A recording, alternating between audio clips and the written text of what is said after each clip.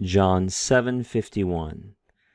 Me ha nomos hemon, krine ton anthropon, an me accuse proton parautu, kai gno ti poie.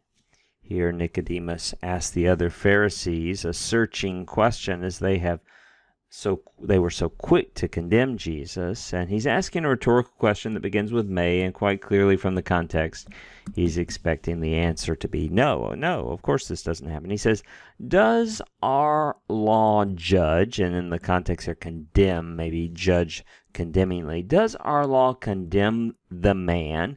And remember, in Greek, proverbial type generic expressions, you'll often have an article with the noun, but in English, we make those proverbial expressions with a singular a, or in the plural. We'd say, does our law judge people? Does our law judge a man? So we'll make it singular, a man. Does our law judge a man? Does our law condemn a man? Unless, or except, first, it hears from him and knows what he does. Of course, the law is personified here in some sense, and probably we should understand the law here as a figure of speech known as metonymy, where it's standing in for the human judicial authority which enacts the law. He's really saying, does our judicial court, Jewish religious leaders who are overseeing the adjudication of the law, do we condemn people unless we first hear from them and know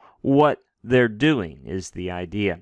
When we hit the on, you know what happens, right? When we have an on, haton, we know the subjunctive is coming. We're expecting it to govern the clause or sentence until there's a period, comma, question mark. This is a subjunctive. This is a subjunctive. As soon as we see that sigma, we're like, oh, that's an aorist active subjunctive. That's a third-person singular ending. As soon as we see the gna, we think, well, I don't know where that's from, but I bet it's from gnosko, and we would be right. It is from gnosko.